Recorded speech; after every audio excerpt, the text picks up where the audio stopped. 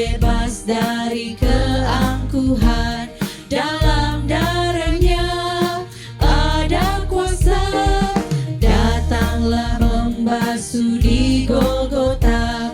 Kuasa ajaib di darahnya, ada kuasa, kuasa yang ajaib di dalam darahnya. Ada kuasa, kuasa yang ajaib dalam darah domba Allah. Maukah melayani Yesus Raja? Dalam darahnya ada kuasa. Maukah nyanyi pujian baginya?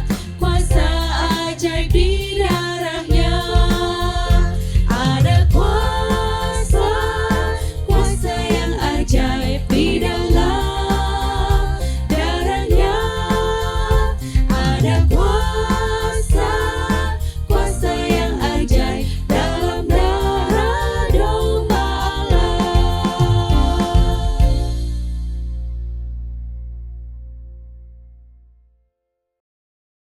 Mari kita berdoa. Bapa di sorga, ibadah di sepanjang hari Sabat yang suci ini, ketika kami datang kepadamu untuk belajar bagaimana kehidupan rumah tangga kami. Apakah kami sebagai suami? Apakah kami sebagai istri? Apakah kami sebagai anak-anak? Dan apakah kami sebagai orang tua? Di dalam nama Yesus kami berdoa. Amin.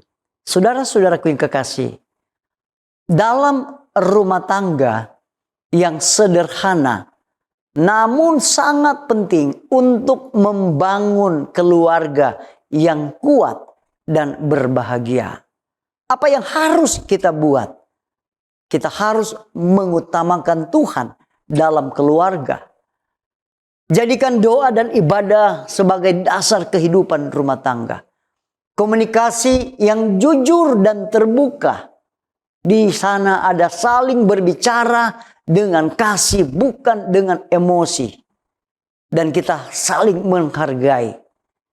Hormati pasangan dalam perkataan dan tindakan. Bahkan dalam hal kecil.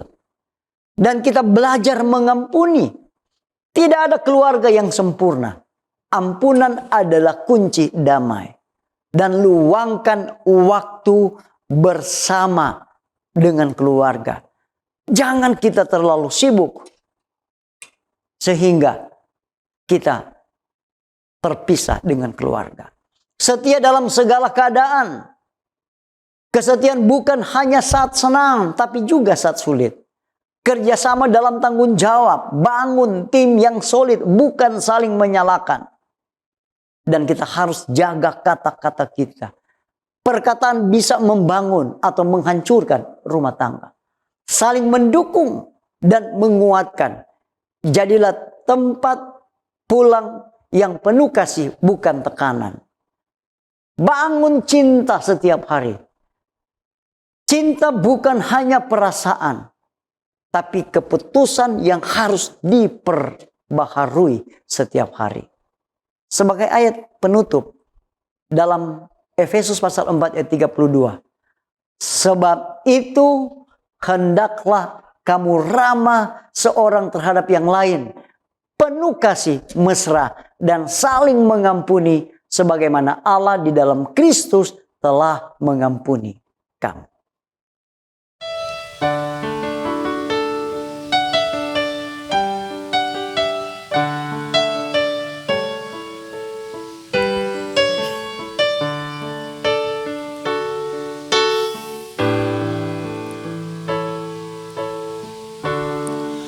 Ku percaya setia, ku percaya hidupku diberi buat yang lain.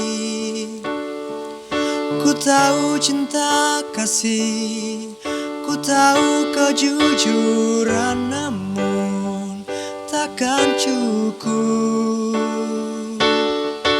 Hanya dengan iman engkau pasti kan berubah.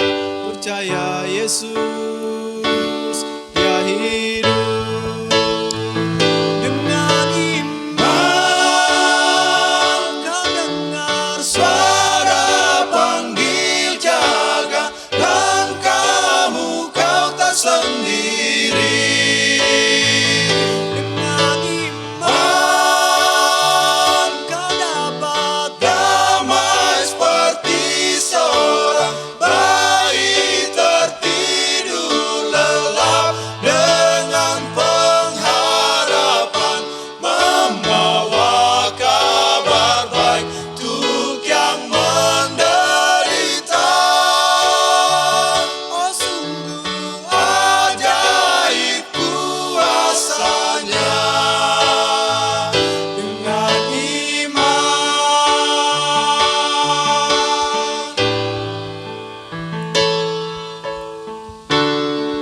Seorang menyeberang lautan, tak dengar suara kebebasan, hanya dalam mimpi. Salah seorang menderita, berduka dengan ratap tangis, ditinggal sang ayah, dan hatinya risau, seakan menjadi lemah.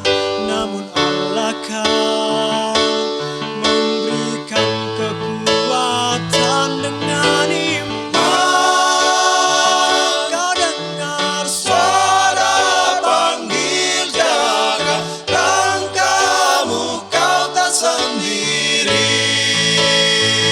Dengan iman kau dapat damai seperti seorang bayi tertidur lelap, dengan pengharapan membawa kabar baik untuk yang menderita. Oh, sungguh ajaib kuasanya dengan iman. Oh, dengan iman kau dengar suara panggil, jaga langkahmu, kau tak sendiri. Dengan iman kau dapat kedamaian. Oh, sungguh ajaib kuasanya dengan iman.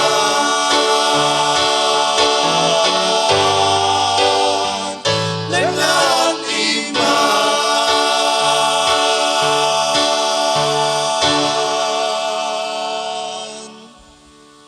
Shalom, salam sejahtera di dalam kasih Tuhan kita Yesus Kristus. Puji Tuhan, kita boleh kembali diberikan kesempatan untuk mempelajari firman-Nya melalui pelajaran Sekolah Sabat. Saya Pendeta Edward Taliwongso bersama dengan Pendeta Felix Gosal dan Pendeta Widodo Purwanto akan menolong di dalam pendalaman Alkitab kita pada kesempatan ini. Sebelum itu mari kita tunduk kepala dan kita berdoa.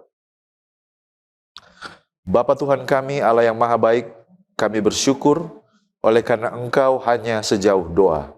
Saat ini ketika kami mau mempelajari tentang doa, bukalah hati dan pikiran kami, berikanlah kami pengertian. Di dalam nama Yesus kami sudah berdoa. Amin. Sekali lagi ada 4 bagian dalam program ini. Yang pertama kita melihat dasar Alkitabiah. Yang kedua kita mencoba menggali makna dari ayat hafalan. Yang ketiga pokok pikiran yang muncul dari hari per hari. Di bagian akhir kita tiba kepada aplikasi. Mari kita lihat dasar Alkitabiah. Yang pertama ada Daniel 2 ayat 20 sampai 23. Daniel memuji Allah sebagai sumber hikmat dan kuasa yang mengatur segala sesuatu. Ia mengakui bahwa pengetahuan dan wahyu berasal dari Tuhan, bukan dari manusia. Daniel 6 ayat 10 dan 11. Daniel tetap setia berdoa kepada Allah 3 kali sehari meskipun ada larangan resmi, tetapi iman dan kebiasaannya tidak berubah. Kisah Para Rasul 20 ayat 36. Paulus menutup nasihatnya dengan berlutut dan berdoa bersama para penatua. Doa menjadi ekspresi kasih, persekutuan, dan juga penyerahan kepada Allah. Kejadian 5 ayat 22-24. Henok itu hidup bergaul karib dengan Allah sepanjang hidupnya. Dan kedekatan itu begitu nyata hingga ia diangkat tanpa mengalami kematian. Keluaran 33 ayat 15-23. Musa menegaskan bahwa kehadiran Allah lebih penting daripada perjalanan itu sendiri. Ia merindukan melihat kemuliaan Tuhan meskipun hanya dapat melihat sebagian saja. Keluaran 32 ayat 31-32. Musa memohon pengampunan bagi Israel setelah dosa besar mereka. Bahkan ia rela mengorbankan dirinya demi keselamatan umat itu. Selanjutnya kita akan melihat pengertian judul para pejuang doa. Pertanyaan pertama, apa itu pejuang doa? Pejuang doa adalah orang percaya yang menjadikan doa sebagai bagian utama hidup rohani. Mereka ini adalah orang yang hidup dalam hubungan yang terus-menerus dengan Allah. Lalu, mereka ini berdoa dengan ketekunan, dengan kesetiaan, dan ketergantungan total kepada Tuhan. Contohnya, seperti Daniel. Doa bukan sekedar aktivitas, tetapi gaya hidup. Mengapa disebut pejuang? Apakah doa itu seperti berperang? Jawabannya adalah ya. Dalam arti rohani disebut pejuang karena doa itu melibatkan pertarungan iman, pergumulan iman, bukan sekedar kata-kata. Yang kedua, oleh karena memang ada tantangan, ada tekanan, dan juga ada ujian. Contohnya, di dalam kisah Daniel ada ancaman ketika dia berdoa. Yang ketiga, doa itu adalah bentuk ketergantungan total kepada Allah dalam situasi sulit. Jadi, doa bukan perang fisik, tetapi peperangan rohani melawan ketakutan, dosa, dan ketergantungan pada diri sendiri. Pertanyaan selanjutnya, mengapa orang Kristen perlu berdoa? Yang pertama, doa itu adalah nafas kehidupan rohani. Yang kedua, tanpa doa, hubungan dengan Allah akan melemah dan akhirnya mati. Lalu yang ketiga, doa adalah cara kita berkomunikasi dan bersekutu dengan Tuhan. Seperti hubungan manusia, tanpa komunikasi, pada akhirnya hubungan itu akan mati. Pertanyaannya adalah, mengapa kita berdoa kalau Allah sudah tahu apa yang mau kita sampaikan? Jawabannya, karena doa bukan untuk memberi informasi kepada Allah, tetapi doa itu untuk membangun hubungan dengan Dia sebagai pencipta. Yang kedua, doa menyatakan bahwa kita bergantung sepenuhnya, bahwa kita beriman kepada Dia. Dan yang ketiga, doa tujuannya adalah untuk menyelaraskan hati kita dengan kehendak Allah. Allah tahu kebutuhan kita, tetapi Dia menghendaki supaya kita datang kepadanya secara pribadi. Apakah doa itu membuat perbedaan dalam hidup orang Kristen? Jawabannya ya, dan sangat nyata. Ada beberapa poin penting. Yang pertama, doa itu mengubah hubungan kita dengan Allah. Kita menjadi lebih dekat dan lebih bergantung. Yang kedua, doa dapat mengubah situasi. Contohnya seperti pengalaman dari Nabi Daniel. Yang ketiga, doa juga mempengaruhi orang lain, bukan hanya diri kita sendiri. Jadi, doa tidak hanya mengubah keadaan, tetapi terutama mengubah hati dan hidup kita. Ellen White di dalam Steps to Christ halaman 93 dan 94 menguraikan tentang pentingnya dan hak istimewa bagi orang Kristen untuk berdoa. Dia katakan, Bapa surgawi kita menanti untuk melimpahkan berkat-Nya yang melimpah kepada kita. Merupakan suatu kehormatan bagi kita untuk minum sepuasnya dari mata air kasih yang tak terbatas. Betapa mengherankannya bahwa kita begitu jarang berdoa. Apa yang dipikirkan para malaikat sorga tentang manusia yang lemah dan tak berdaya, yang rentan terhadap godaan, ketika hati Allah yang penuh kasih tak terbatas merindukan mereka, siap memberikan lebih daripada yang dapat mereka minta atau pikirkan. Namun mereka berdoa begitu sedikit dan memiliki iman yang begitu sedikit. Ini menjadi tantangan bagi kita untuk lebih lagi berdoa. Kita tiba pada ayat hafalan Mazmur 116 ayat 1 dan 2. Aku mengasihi Tuhan sebab ia mendengarkan suaraku dan permohonanku, sebab ia menyendengkan telinganya kepadaku, maka seumur hidupku aku akan berseru kepadanya. Mari kita lihat konteks dan latar belakang ayat ini. Yang pertama, Mazmur 116 ini adalah nyanyian syukur dari seorang individu. Jadi ini bukan mazmur kolektif atau mazmur umat. Mazmur ini menjelaskan situasi yang terjadi pada pemazmur di mana dia selamat dari bahaya maut yang sangat serius. Kalau kita lihat konteks dekat dari ayat ini, ayat 3 dan ayat 4, di sana pemazmur menggambarkan kondisinya bahwa tali-tali maut telah melilit aku, kesesakan dan kedukaan ku alami. Jadi konteksnya di sini adalah seorang yang berada di ambang kematian dan bisa saja oleh karena penyakit, itu bisa saja oleh karena ancaman musuh atau krisis hidup yang putus asa. Dan di sini ia berseru kepada Tuhan, lalu Tuhan menjawab dan menyelamatkannya. Ayat 1 dan ayat 2 ini adalah respon spontan dari pemazmur yang penuh kasih karena pengalaman dia telah diselamatkan. Kemudian yang kedua, siapa aku di sini? Nah, aku di sini merujuk kepada pemazmur itu sendiri. Namun di dalam pasal ini kita tidak ketahui siapa pemazmur atau penulis mazmur ini. Secara teologis, aku di sini merujuk pada setiap orang percaya yang pernah merasakan pertolongan Tuhan.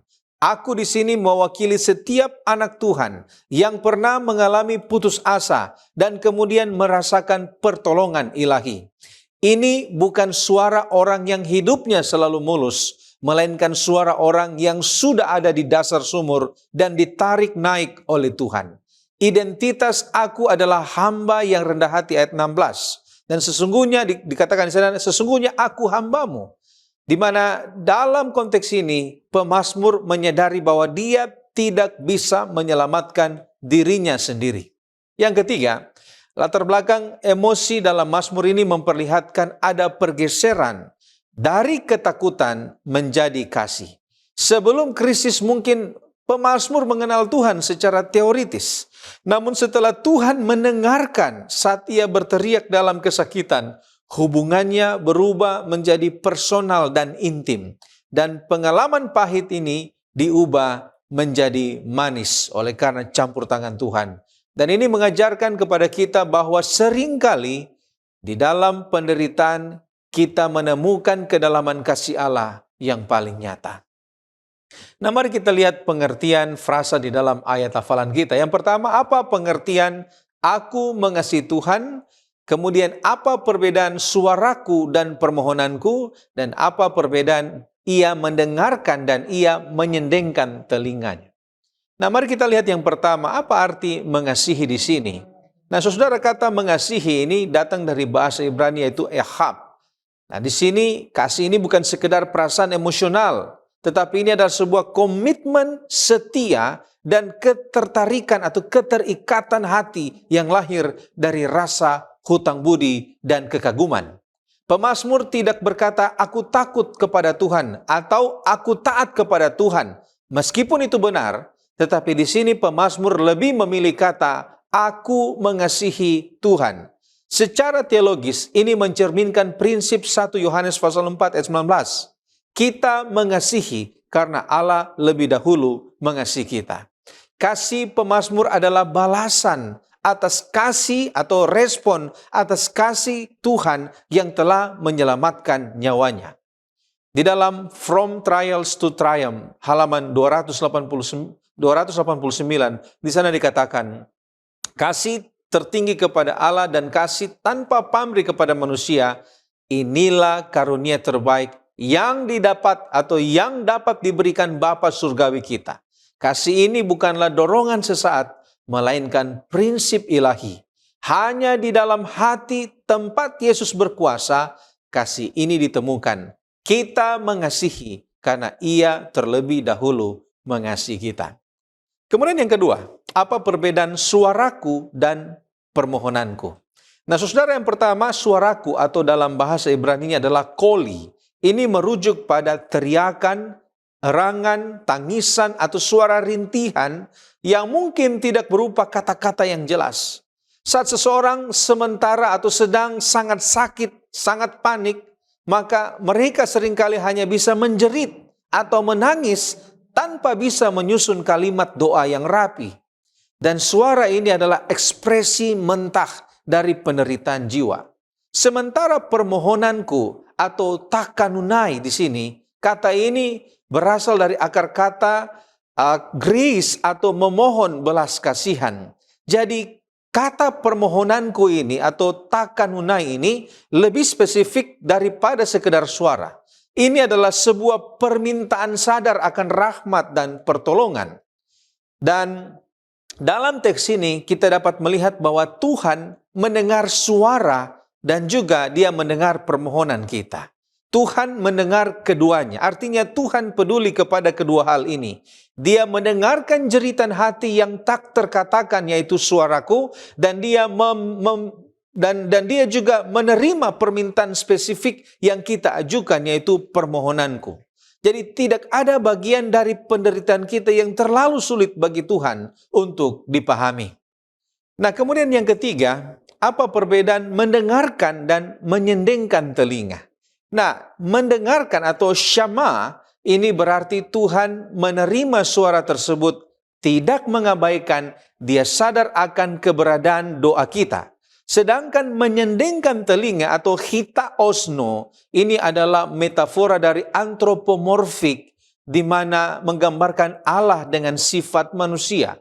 Dan gambaran ini sangat indah, sama seperti seorang ayah yang membungkukkan dengan rendah tubuhnya sehingga telinganya sejajar dengan mulut dari anak yang berbisik, atau seorang yang membungkukkan rendah-rendah sehingga telinganya sejajar dengan orang yang akan berbisik atau orang yang sementara terbaring lemah di tanah. Inilah yang ditunjukkan di sini. Menyendengkan telinga menunjukkan kerendahan hati Allah, perhatian yang intens dan kedekatan. Tuhan tidak mendengar dari jauh sambil sibuk mengurus alam semesta. Dia turun dan mendekat untuk memastikan Dia tidak melewatkan satupun detail dari keluhan atau kesah kita. Menyendengkan telinga implikasinya adalah keinginan kuat untuk mengerti dan segera bertindak menolong. Di dalam Review and Herald 29 September 1898 mengatakan, ketika umatnya memandang kepadanya dan memanggil namanya, Ia akan mendengar suara mereka. Kita masuk pada pokok pembahasan Daniel yang setia. Dalam konteks pelajaran hari Minggu, siapa Daniel dan apa yang dimaksud dengan Daniel yang setia? Setia kepada siapa dan dalam hal apa, serta mengapa? Daniel pasal 1 menceritakan bahwa Daniel adalah seorang pemuda Yahudi dari keturunan bangsawan dan kaum terpandang di Yehuda. Ketika Raja Nebukadnezar datang dari Babel menyerang, mengepung Yerusalem pada zaman Yoyakim Raja Yehuda, Daniel dan 3 rekan Ibraninya, Hananya, Misael, dan Asaria, termasuk di antara orang-orang yang diangkut ke Babel oleh pasukan Raja Nebukadnezar sebagai tawanan pilihan kerajaan pada permulaan 70 tahun pembuangan di Babel yang terjadi sekitar abad ke-6 sebelum Masehi. Mereka dipilih karena cakap, pandai, berpengetahuan, sehat jasmani, dan layak untuk dididik di istana raja. Dan nantinya tugas mereka adalah belajar bahasa dan ilmu orang Kasdim selama 3 tahun supaya nantinya dapat melayani dan dipekerjakan di pemerintahan Raja Nebukadnezar sebagai pegawai atau penasihat kerajaan Babel. Nama mereka pun diganti menurut nama dewa-dewa Babel. Daniel menjadi Belsasar, Hananya menjadi Sadrak, Misael menjadi Mesak, dan Asaria menjadi Abednego. Nah, yang dimaksud dengan Daniel yang setia adalah bahwa walaupun hidup di lingkungan kafir dan penuh dengan budaya, ancaman politik, bahkan kematian, Daniel bertekad untuk tetap taat kepada Tuhan. Dia tetap teguh dan tidak meninggalkan imannya kepada Allah dalam keadaan apapun juga. Itulah sebabnya Daniel dikenal dengan kesetiaannya kepada Allah, hikmatnya, dan kehidupan doanya yang begitu kuat. Alfa dan Omega jilid 4 halaman 9192 katakan bahwa di antara mereka yang mempertahankan kesetiaan mereka kepada Allah adalah Daniel dan 3 temannya. Mereka tidak akan pernah menyesuaikan diri dengan para penyembah berhala. Iman mereka dan nama mereka sebagai penyembah Allah yang hidup akan mereka pertahankan sebagai suatu kehormatan yang tinggi. Nah, Daniel setia kepada Allah dalam beberapa hal. Yang pertama, dia setia dalam menjaga kekudusan hidup dan ketaatannya kepada firman Tuhan. Daniel 1 ayat 8 menunjukkan ketetapan hati Daniel untuk setia dan tidak mau menajiskan dirinya dengan santapan raja. Ia lebih memilih mentaati hukum Allah daripada mengikuti kebiasaan-kebiasaan yang merusak di Babel. Yang kedua, ia setia dalam doa dan ibadahnya kepada Tuhan. Kitab Daniel, saudaraku, secara keseluruhan memberikan gambaran bahwa Daniel adalah seorang prayer warrior. Seorang pendoa, bahkan walaupun di tengah larangan dan ancaman, dia tetap berdoa. Ia lebih takut melanggar kehendak Allah daripada kehilangan nyawa. Yang ketiga, dia setia dalam pekerjaan dan tanggung jawab. Daniel bekerja dengan jujur, bijaksana, dan tidak bercela, sehingga dalam Daniel 6 ayat 4 dikatakan bahwa para pejabat tidak menemukan kesalahan ada padanya. Daniel menunjukkan bahwa iman kepada Allah juga terlihat melalui kesetiaan dalam menjalankan pekerjaan, tugas, serta tanggung jawab. Nah, Daniel begitu setia karena ia memiliki hubungan pribadi yang dekat dengan Allah melalui doa dan firman, percaya bahwa Allah lebih berkuasa daripada kekuasaan apapun di dunia ini. Sesuai dengan arti namanya, yaitu Allah adalah hakimku. Daniel telah berketetapan hati untuk terus menghormati Allah dan menyerahkan segala sesuatu sesuai dengan keputusan serta kehendaknya, bahwasanya dialah Allah yang berkuasa atas segala-galanya. Alfa Omega jilid 4 halaman 94. Daniel tidak ragu-ragu. Persetujuan Allah adalah lebih mahal dari segalanya, bahkan lebih mahal daripada kehidupan itu sendiri. Ia berketetapan hati untuk berdiri teguh dalam kesetiaannya kepada Allah, apapun yang akan menjadi akibatnya. Sekarang apa kunci sehingga Daniel bisa tetap setia sampai akhir? Yang pertama adalah peran dan didikan orang tua. Alfa Omega jilid 4 halaman 93-94 menggambarkan bahwa iman dan keteguhan hati mereka adalah hasil ajaran dan didikan orang tua mereka. Pendidikan ini bagi Daniel dikatakan, dan teman-temannya merupakan sarana ketahanan mereka di tengah-tengah kemerosotan moral di dalam istana Babel. Tidak ada kuasa, tidak ada pengaruh yang dapat menggoyahkan mereka dari prinsip-prinsip yang dipelajari mereka sejak kecil dengan mempelajari firman dan pekerjaan Allah. Kemudian, Seventh-day Adventist Bible Commentary volume 4 halaman 761 memberikan 4 hal sebagai kunci keberhasilan Daniel dan teman-temannya mempertahankan iman mereka tanpa ternoda. Yang pertama yaitu keteguhan hati mereka untuk tetap setia kepada Allah. Adalah kehendak hati mereka yang kuat yang mendorong mereka untuk berdiri teguh pada kebenaran dan juga menjauhi kejahatan. Steps to Christ halaman 48. Kemenangan hanya mungkin tercapai melalui penggunaan kehendak yang benar. Yang kedua, yaitu ketergantungan pada kuasa Allah. Meskipun mereka menghargai kemampuan manusia dan perlunya usaha manusia, mereka sadar bahwa hal-hal itu sendiri tidak akan menjamin keberhasilan mereka. Mereka menyadari bahwa harus ada ketergantungan yang utuh kepada Allah dan terus-menerus percaya penuh kepada kuasanya. Yang ketiga, yaitu penolakan mereka untuk menumpulkan sifat rohani dan moral mereka dengan memanjakan hawa nafsu. Mereka menyadari bahwa satu pelanggaran terhadap prinsip kebenaran akan melemahkan kepekaan mereka terhadap mana yang benar dan mana yang salah, yang perlahan akan menuntun mereka jatuh dalam dosa.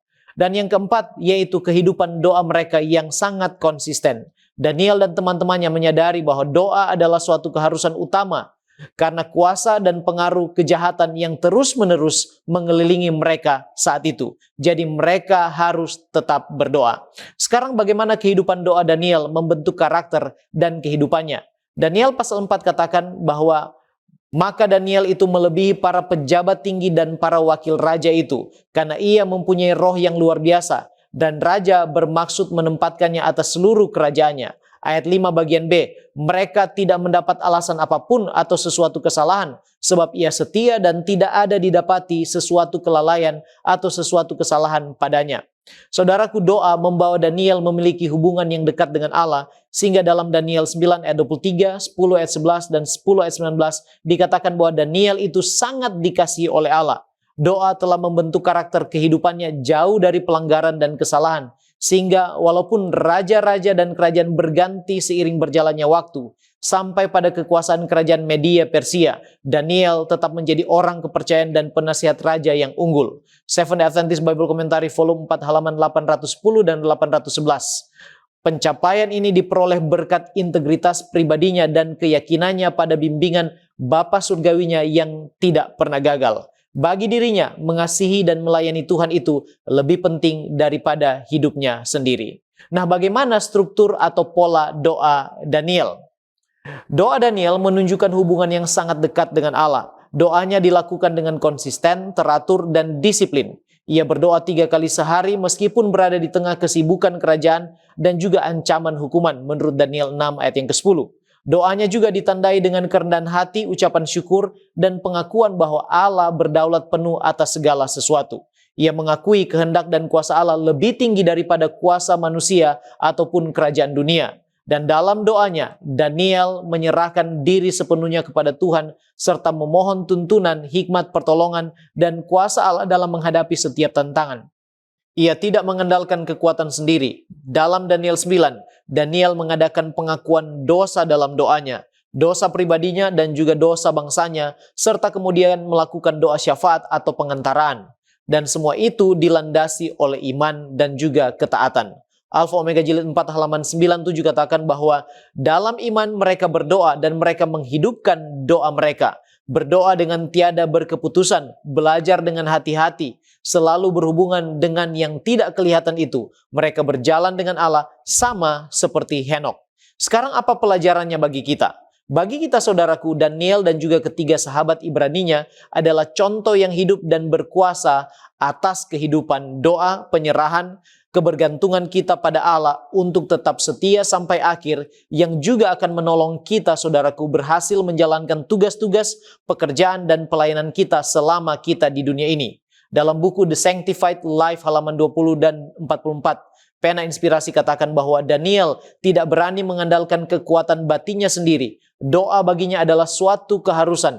Ia menjadikan Allah sebagai kekuatannya dan rasa takut akan Allah senantiasa ada di dalam benaknya dalam setiap urusan hidupnya. Ia berpaling kepada Allah dengan segenap hatinya, meskipun ia tahu bahwa kematian adalah hukuman atas kesetiaannya.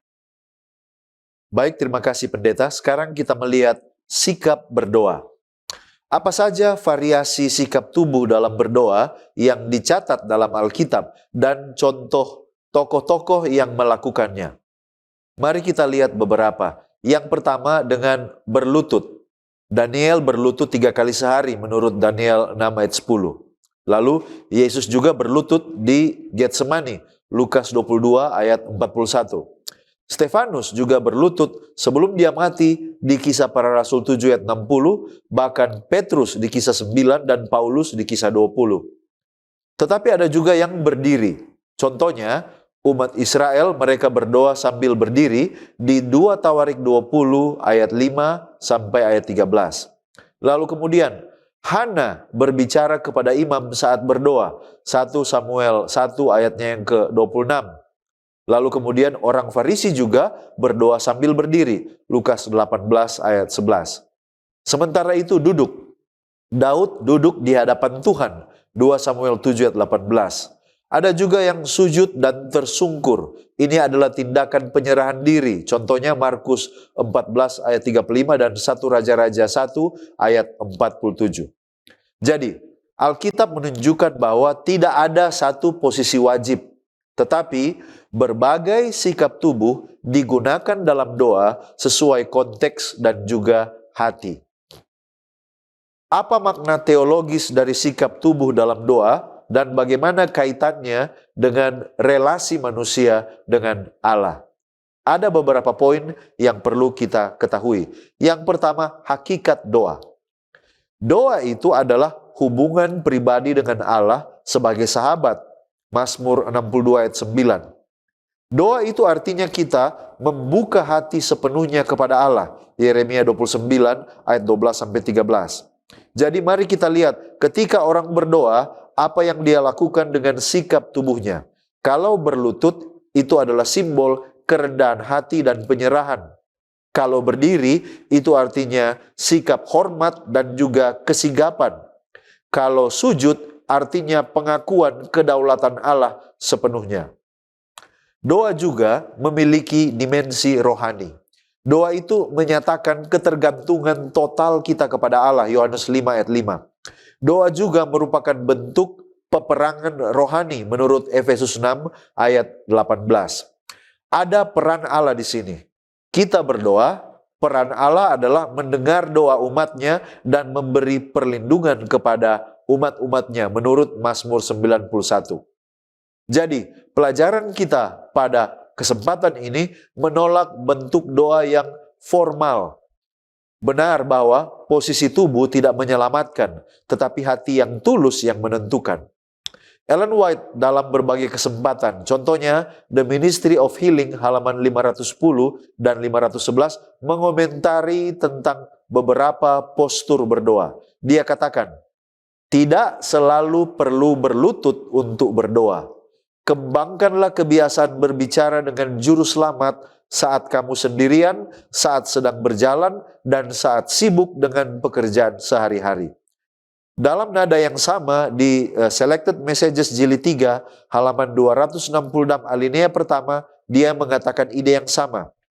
Kita harus berdoa terus-menerus dengan pikiran yang rendah hati dan roh yang lemah lembut dan rendah hati. Kita tidak perlu menunggu kesempatan untuk berlutut di hadapan Allah. Kita dapat berdoa dan berbicara dengan Tuhan dimanapun kita berada. Jadi, sikap tubuh itu penting sebagai ekspresi luar, tetapi kondisi hati adalah inti utama.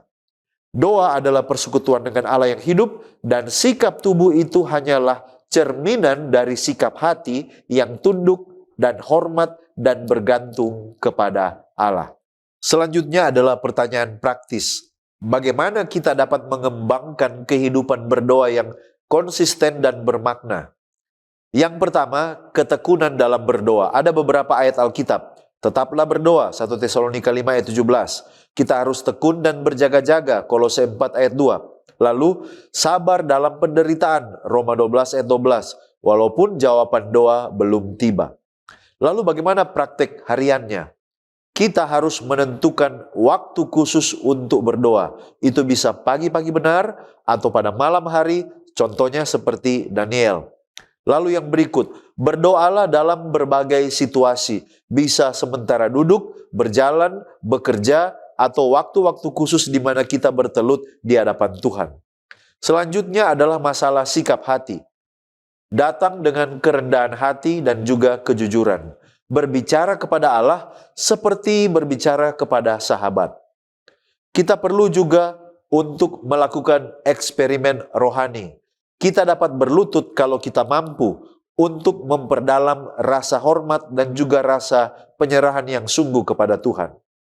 Mari kita menghidupkan hal ini bahwa kita mengubah doa dari sekedar kewajiban menjadi sebuah kebutuhan, menjadi sebuah relasi dengan Tuhan. Mari kita melibatkan Allah dalam setiap aspek kehidupan. Jadi, mari kita mulai hari kita dengan doa sebagai sebuah deklarasi iman. Dan kita akhiri hari kita dengan refleksi bersama dengan Tuhan. Ingat, doa bukan hanya aktivitas sesekali, tetapi ini adalah gaya hidup yang terus-menerus menghubungkan kita dengan Allah. Ellen White dalam Steps to Christ halaman 99 mengatakan, tidak ada waktu atau tempat di mana tidak pantas untuk menyampaikan permohonan kepada Tuhan. Tidak ada yang dapat menghalangi kita untuk mengangkat hati kita dalam semangat doa yang tulus. Di tengah keramaian jalanan, di tengah kesibukan pekerjaan, kita dapat menyampaikan permohonan kepada Tuhan dan memohon petunjuknya. Kita tiba pada pokok pembahasan mengenai Henokh berjalan dan berbicara. Nah, apa makna berjalan bersama Allah dalam kisah Henokh dan apa pengertian berbicara di sini, berjalan dan berbicara. Nah, saudara, frasa Ibrani halak et ha Elohim atau berjalan dengan Allah tidak berarti Henokh berjalan secara fisik berdampingan dengan sosok Allah. Melainkan ini adalah metafora atau gambaran yang menjelaskan keselarasan hidup. Ini berarti Henokh hidup sesuai dengan kehendak Allah. Dia memiliki nilai-nilai yang sama dengan Allah dan menikmati persekutuan intim dengan Allah. Henokh tidak hanya percaya pada keberadaan Allah, tetapi gaya hidupnya, cara ia berpikir, cara ia berbicara, cara ia bertindak, itu selaras dengan karakter Allah. Ia hidup dalam ketergantungan total dan ketaatan kepada Allah. Kemudian yang berikut, durasi 300 tahun itu dimulaikan sejak kelahiran Metusala secara kronologis. Kita bisa melihat itu dalam Kejadian pasal 5 ayat 21-24. Henokh menjadi ayah pada usia 65.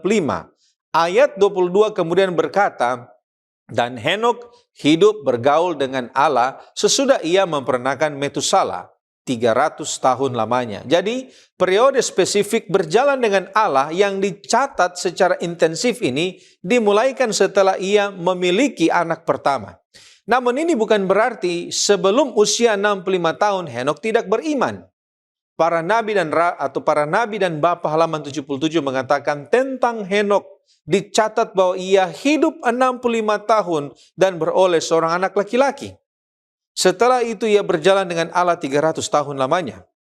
Selama tahun-tahun permulaan hidupnya, Henokh mengasihi dan takut akan Allah dan mentaati hukum-hukumnya. Jadi jelas bahwa sebelum umur 65, Henokh juga adalah orang yang mengasihi dan takut akan Tuhan. Tetapi ketika dia memiliki anak yang pertama, dikatakan dalam Alkitab, dia mulai berjalan dengan Allah. Nah, kelahiran Metusala yang namanya sering ditafsirkan berkaitan dengan nubuatan penghakiman, mengarah kepada air bah itu sendiri, dan juga pada kedatangan Kristus, itu dicatat di dalam Yudas pasal 1. Nah, ini menjadi titik balik atau momen dedikasi khusus di mana Henokh berkomitmen untuk hidup melayani Allah di tengah-tengah generasi yang jahat pada saat itu. Para nabi dan bapa halaman 79 mengatakan melalui malaikat-malaikat suci, Allah menyatakan kepada Henokh maksudnya untuk membinasakan dunia ini dengan air bah. Dan ia juga menerangkan dengan lebih jelas tentang rencana penebusan. Di dalam buku yang sama halaman 77 dikatakan bahwa setelah kelahiran anak sulungnya itu, Henokh telah mencapai satu pengalaman yang lebih tinggi. Ia ditarik kepada satu perhubungan yang lebih erat lagi dengan Allah. Henokh hidup di zaman sebelum air bah. Saat kejahatan manusia sangat besar, Kejadian pasal 6 ayat 5. Tetapi Henokh berjalan bersama dengan Allah selama 300 tahun. Berjalan bersama dengan Allah selama 300 tahun berarti Henokh tetap setia meskipun lingkungan sosial, budaya, dan moral pada saat itu sementara hancur. Ia tidak terkontaminasi oleh zamannya. Ia mengajarkan bahwa berjalan dengan Allah bukan tentang isolasi dari dunia, tetapi tentang menjaga hati tetap murni dan terhubung dengan sumber kebenaran di tengah arus dunia yang berlawanan. Mungkin kita bertanya, apakah memungkinkan berjalan dengan Allah sambil sibuk dengan kehidupan hari-hari? Nah, saudaraku, yang pertama kita harus mengerti bahwa ada banyak orang yang berpikir bahwa untuk rohani, seseorang itu harus mengasingkan diri. Dia harus menghabiskan waktunya di gereja. Tetapi teladan Henokh dan juga teladan tokoh-tokoh Alkitab lain seperti Daniel, Yusuf membuktikan sebaliknya. Henokh adalah seorang ayah, dia adalah seorang pekerja, dia adalah juga anggota masyarakat.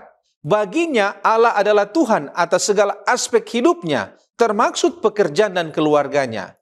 Berjalan dengan Allah berarti membawa kesadaran akan hadirat Allah ke dalam rapat kerja, ke dalam dapur saat kita masak, atau ke dalam ruang kelas saat kita mengajar.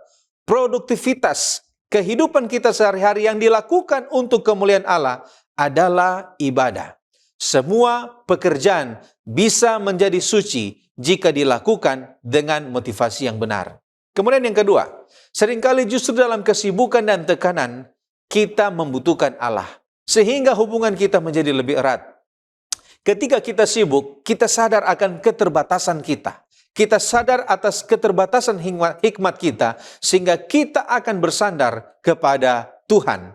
Dan yang ketiga, Kunci berjalan bersama dengan Allah adalah koneksi yang konstan. Seperti cabang yang terhubung dengan pokok anggur. Yohanes pasal 15. Ini bukan berarti kita tutup mata dan berdoa terus-menerus. Tetapi ini artinya adalah menjaga attitude hati yang selalu sadar bahwa Tuhan ada pada saat kita sementara bekerja. Kita meminta hikmat-Nya. Kita bersyukur kepadanya di dalam setiap tugas yang kecil. Itu adalah bukti bahwa kita berjalan bersama dengan Allah. Produktivitas menjadi berkat ketika dilandasi oleh hubungan yang sehat dengan Allah kita.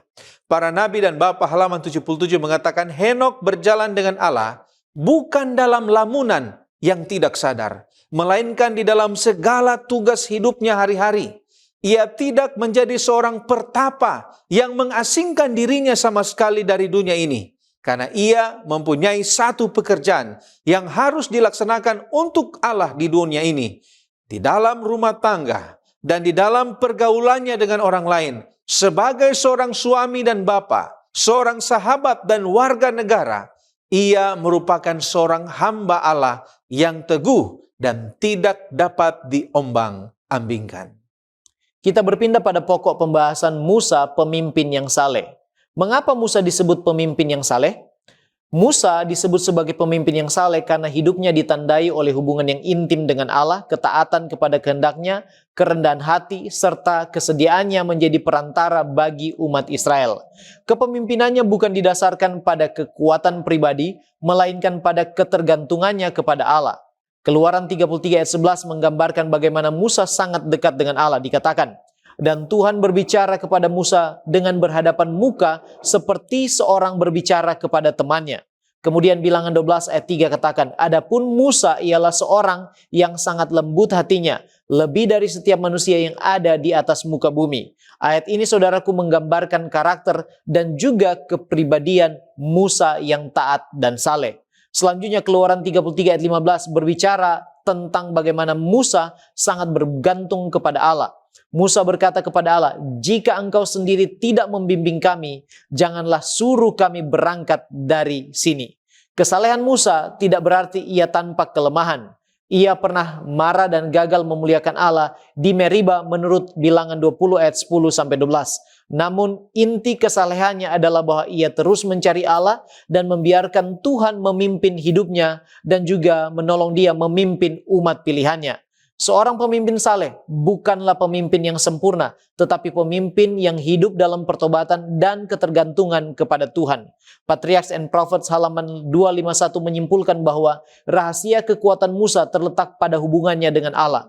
Ia telah belajar untuk selalu memandang kepada Dia yang tidak kelihatan, dan karena itu ia tetap teguh.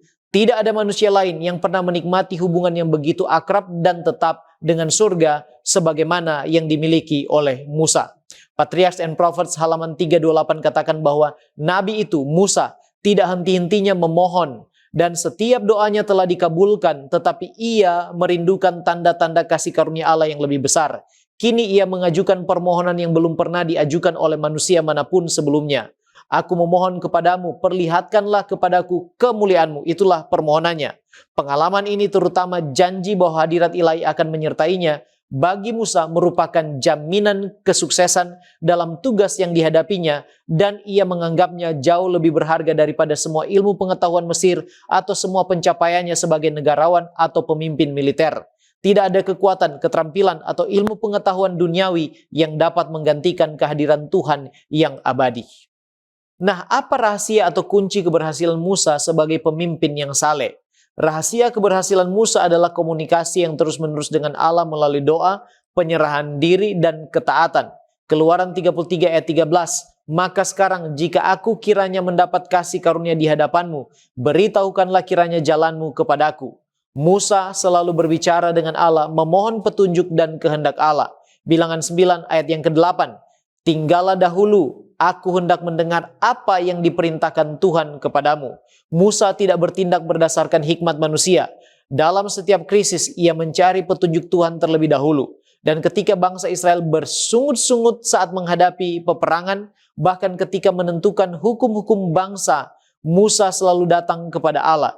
Ia memahami bahwa keberhasilan sejati hanya mungkin bila Tuhan hadir dan memimpin. Dan Musa adalah sahabat karib dari Allah. Seventh Day Adventist Bible Commentary volume yang pertama halaman 671 katakan, doa Musa yang sungguh-sungguh dan penuh iman telah membuahkan hasil yang besar. Ia tidak putus asa dan permohonannya dikabulkan. Doa yang tekun, terutama yang dipanjatkan demi orang lain, merupakan suatu bukti iman. Sekarang bagaimana isi dan pola percakapan Musa dengan Allah? Percakapan Musa dengan Tuhan itu bersifat pribadi, penuh kerendahan hati, jujur, terbuka, dan didasarkan pada iman serta kepercayaan penuh kepada Allah. Musa berbicara kepada Allah seperti seorang sahabat berbicara kepada sahabatnya. Ia tidak sekedar meminta berkat, tetapi menginginkan hadirat dan kemuliaan Allah. Ini menunjukkan bahwa hubungan Musa dengan Tuhan bukanlah sekedar formalitas agama, melainkan sebuah relasi atau hubungan yang sangat hidup. Percakapan Musa juga menunjukkan keberanian iman. Ia berani memohon lebih dalam lagi untuk mengenal Allah. Steps to Christ halaman 93 katakan, doa adalah membuka hati kepada Allah seperti kepada seorang sahabat. Bukan karena perlu memberitahukan kepada Allah siapa diri kita, tetapi agar kita dapat menerimanya. Doa tidak menurunkan Allah kepada kita, melainkan mengangkat kita datang kepadanya. Musa, saudaraku, adalah juru syafaat dalam doanya. Sebagai seorang pemimpin, Musa mengantarai umatnya yang tegar tengkuk dan sering memberontak kepada Allah. Dan Keluaran 32 ayat 11 mengatakan, lalu Musa mencoba melunakkan hati Tuhan Allahnya dengan berkata, mengapakah Tuhan murkamu bangkit terhadap umatmu yang telah kau bawa keluar dari tanah Mesir dengan kekuatan yang besar dan dengan tanganmu yang kuat? Ulangan 9 ayat 18-20. Sesudah itu aku sujud di hadapan Tuhan, kata Musa, 40 hari 40 malam lamanya. Seperti yang pertama kali, roti tidak kumakan dan air tidak kuminum, karena segala dosa yang telah kamu perbuat, yakni kamu melakukan apa yang jahat di mata Tuhan sehingga kamu menimbulkan sakit hatinya. Sebab aku gentar karena murka dan kepanasan amarah yang ditimpakan Tuhan kepadamu, sampai ia mau memunahkan kamu. Tetapi sekali ini pun Tuhan mendengarkan aku. Juga kepada Harun Tuhan begitu murka, sehingga ia mau membinasakannya. Maka pada waktu itu aku berdoa untuk Harun juga. Bahkan saudaraku, Musa rela mengorbankan segalanya untuk mereka dapat diampuni oleh Allah. Keluaran 32 ayat 32 dikatakan, tetapi sekarang kiranya engkau mengampuni dosa mereka, dan jika tidak, hapuskanlah kiranya namaku dalam kitab yang telah kau tulis. My Life Today halaman 20 dikatakan, Musa yang sangat rajin berdoa dikenal sebagai orang yang paling lemah lembut di muka bumi. Ketika ia memimpin bangsa Israel melintasi padang gurun, berulang kali sepertinya mereka akan dimusnahkan karena keluhan dan pemberontakan mereka. Namun Musa mendatangi sumber kekuatan yang sejati.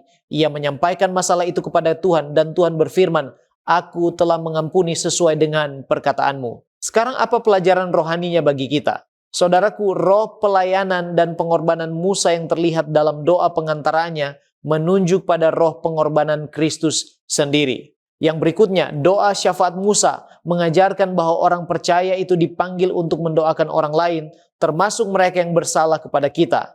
Mrs. White dalam Thoughts from the Mount of Blessing halaman 113 menyimpulkan bahwa tidak ada bukti yang lebih kuat bahwa kita memiliki roh Kristus selain kesediaan untuk mengampuni. Dan Yesus berkata dalam Matius 5 ayat 44, kasihilah musuhmu dan berdoalah bagi mereka yang menganiaya kamu.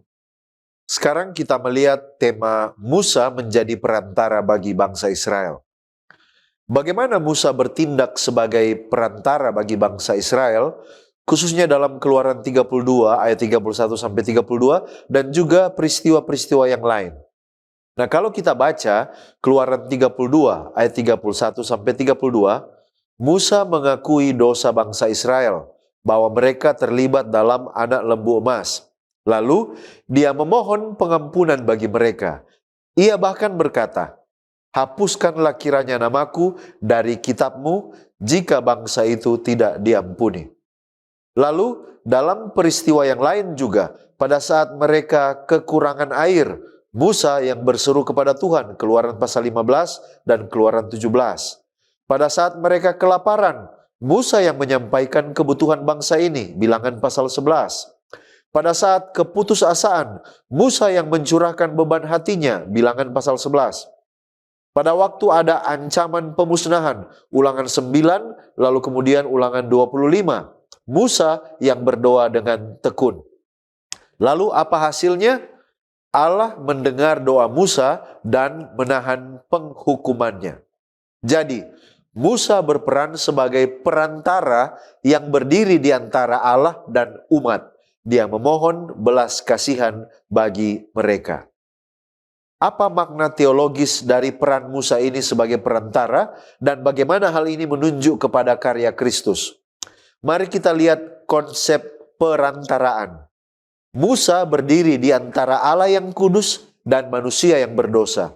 Ia memohon pengampunan berdasarkan karakter Allah. Keluaran 34 ayat 6.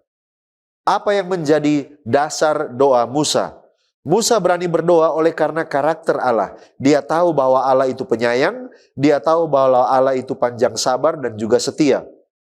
Kemudian dasar Musa adalah covenant atau perjanjian Allah. Janji kepada Abraham, Ishak dan Yakub. Lalu yang berikut adalah sejarah penyertaan Tuhan, mengingat karya Allah di masa lalu.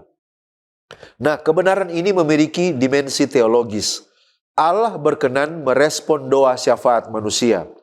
Ini berarti relasi perjanjian itu memungkinkan umat untuk mendekat kepada Allah. Selanjutnya, mari kita melihat ada tipologi Kristus di dalam tindakan Musa. Musa adalah bayangan dari Kristus sebagai perantara yang sejati. Kristus itu menjadi pengantara yang sempurna menurut 1 Timotius 2 ayat 5. Tidak seperti Musa yang hanya menawarkan diri, tetapi Kristus benar-benar mati menggantikan manusia menurut Ibrani 7 ayat 25. Nah, ini menjawab pertanyaan, mengapa berdoa kalau Allah sudah tahu? Jawabannya adalah karena Allah memilih bekerja melalui relasi dan doa umatnya.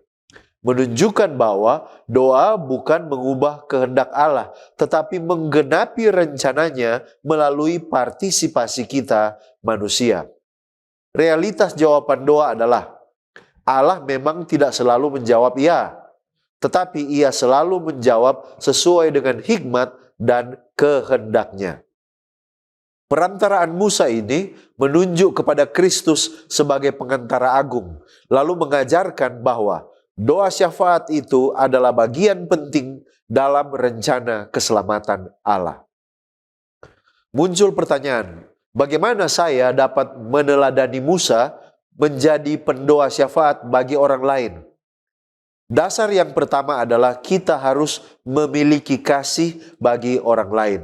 Karena kalau kita tidak peduli terhadap kebutuhan rohani dan jasmani orang lain, kalau kita egois, maka kita tidak mungkin mendoakan orang lain. Yang kedua, berdoa berdasarkan firman.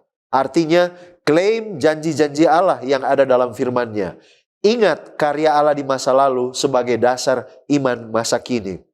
Yang berikut, tekun berdoa. Jangan mudah menyerah. Tetap doakan walaupun kita belum melihat jawaban doa. Setia walau jawaban belum kelihatan. Yang selanjutnya adalah kerendahan hati. Mengakui bahwa hanya Allah yang berkuasa menjawab doa-doa kita. Ellen White dalam Testimonies for the Church, jilid 3 halaman 530 mengatakan, di sekelilingmu ada orang-orang yang sedang dilanda kesedihan yang membutuhkan kata-kata simpati, kasih, dan kelembutan, serta doa-doa kita yang rendah hati dan penuh belas kasihan. Di buku Sons and Daughters halaman 267, ide yang sama diucapkan. Dengan menyebut Allah sebagai Bapa kita, kita mengakui bahwa semua anaknya adalah saudara kita. Kita semua adalah bagian dari jaring besar kemanusiaan. Semua anggota dari satu keluarga. Dengan permohonan kita harus memasukkan sesama kita serta diri kita sendiri. Tidak ada yang berdoa dengan benar jika hanya mencari berkat untuk dirinya sendiri. Kita tiba pada pendalaman.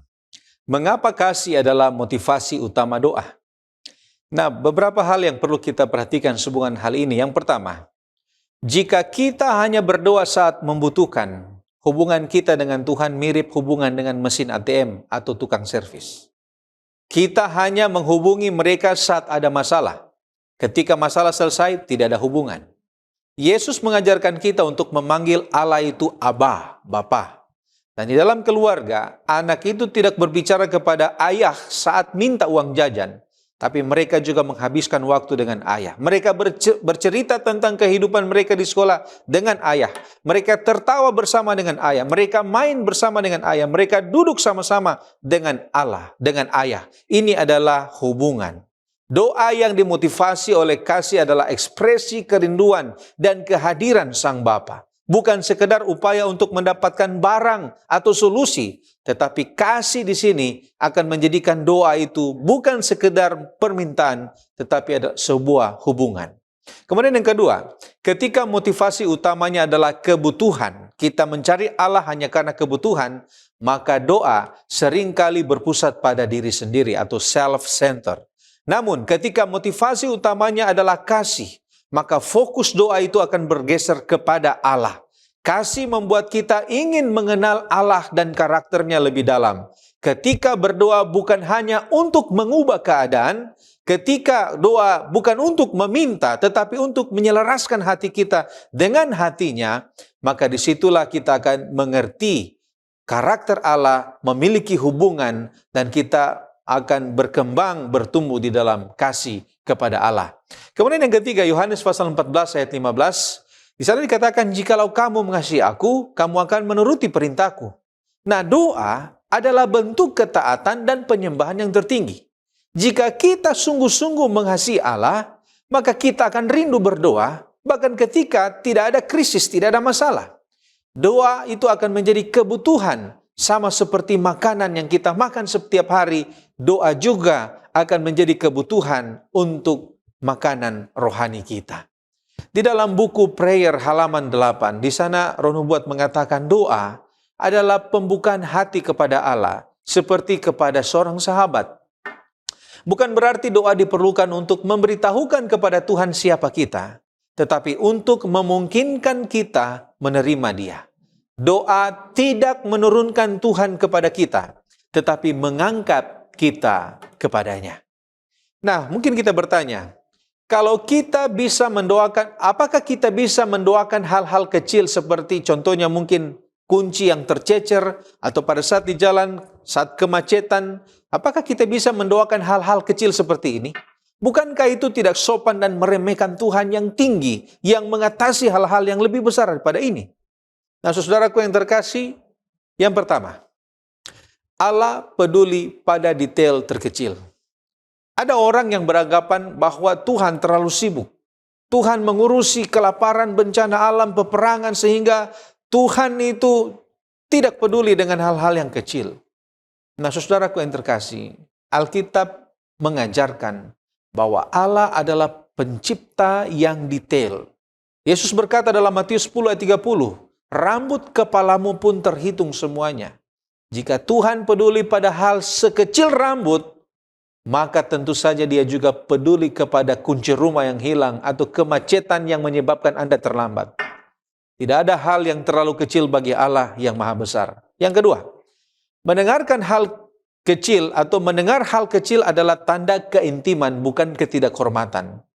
Tuhan mengundang kita untuk melibatkannya dalam seluruh kehidupan kita. 1 Tesalonika pasal 5 ayat 17. Di sana dikatakan tetaplah berdoa. Kenapa? Karena Dia ingin menjadi bagian dari setiap momen hidup kita. Bahkan hal-hal yang terkecil sekalipun, Tuhan rindu Dia dilibatkan dalam semua transaksi hidup kita. Dan yang ketiga, mendoakan hal kecil seperti kemacetan atau barang hilang sebenarnya adalah latihan iman. Saat kita panik karena kunci hilang, kita cenderung mengandalkan diri sendiri dalam hal-hal kecil ini.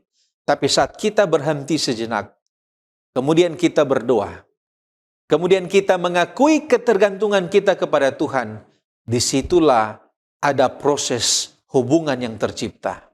Meskipun doa dan jawaban ini terlihat kecil, tapi ini menjadi pengingat bahwa Tuhan hadir di setiap transaksi kehidupan kita. Letters and Manuscript 1888 mengatakan, apa yang terlalu sulit baginya? Dosa apa yang terlalu besar untuk dia ampuni? Dia penuh kasih karunia, tidak bekerja menuntut jasa kita, tapi dalam kebaikannya yang tak terbataskan, menyembuhkan kemunduran kita, mengampuni kesalahan kita, dan mengasihi kita dengan cuma-cuma selagi kita masih berdosa. Saudaraku, sebagai penutup dan aplikasi dari apa yang kita pelajari dan diskusikan bersama, apa artinya menjadi pejuang doa? Menjadi pejuang doa berarti menjadi orang yang hidupnya berjuang bersama Allah melalui doa dengan sungguh-sungguh setia, tekun, dan dengan penuh iman demi kemenangan rohani bagi diri sendiri, keluarga, gereja, dan juga bagi orang lain. Pejuang doa bukan sekedar orang yang rajin berdoa, tetapi orang yang menjadikan doa sebagai nafas hidup rohaninya dan juga senjata utamanya dalam peperangan melawan roh-roh kegelapan. Pejuang doa adalah orang-orang yang memiliki hubungan dekat dengan Allah. Doa bukan hanya sekedar rutinitas agama, tetapi merupakan persekutuan pribadi dengan Tuhan. Dan ciri-cirinya adalah yang pertama, mengutamakan waktu bersama dengan Tuhan. Yang kedua, menjadikan doa sebagai kebutuhan. Dan yang ketiga, memiliki hati yang haus akan hadirat Allah. Pejuang doa adalah orang yang tekun dan tidak mudah menyerah. Pejuang doa itu tetap berdoa walaupun jawabannya belum terlihat. Sebab dalam 1 Tesalonika 5 ayat 17 katakan, tetaplah berdoa. Dan Lukas 18 ayat 1, Yesus mengatakan suatu perumpamaan kepada murid-muridnya untuk menegaskan bahwa mereka harus selalu berdoa dengan tidak jemu-jemu. My Life Today halaman 20 kembali mengatakan bahwa para bapak-bapak terdahulu adalah orang-orang yang rajin berdoa dan Allah melakukan hal-hal besar bagi mereka. Pejuang doa adalah orang-orang yang berperang secara rohani. Doa, saudaraku, adalah senjata melawan dosa, pencobaan, dan juga kuasa kegelapan. Thoughts from the Mount of Blessing halaman 119 menggarisbawahi bahwa setan tidak dapat mengalahkan orang yang bersandar kepada Allah dalam doa. Dan dalam buku The Great Controversy halaman 622, pena inspirasi katakan, kemenangan tidak diperoleh tanpa doa yang sungguh-sungguh. Pejuang doa berdoa bukan untuk kepentingan sendiri, tetapi menjadi juru syafaat bagi kepentingan dan keselamatan jiwa-jiwa lain. Sekarang bagaimana kita bisa menjadi pejuang doa? Yang pertama, kita harus memiliki kerinduan akan hadirat Allah.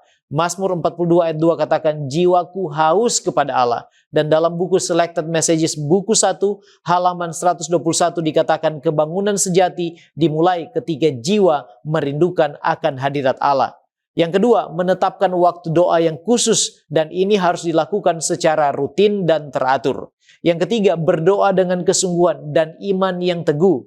Dan yang terakhir, hidupkan doa dalam praktek kehidupan sehari-hari, dalam pertobatan dan juga ketaatan, mengakui serta meninggalkan dosa. Sekarang apa keuntungannya menjadi pejuang doa? Dalam buku Maranatha halaman 85 digambarkan di sana keuntungan untuk kita boleh menjadi pejuang doa. Doa adalah nafas jiwa dan itu menjadi saluran segala berkat.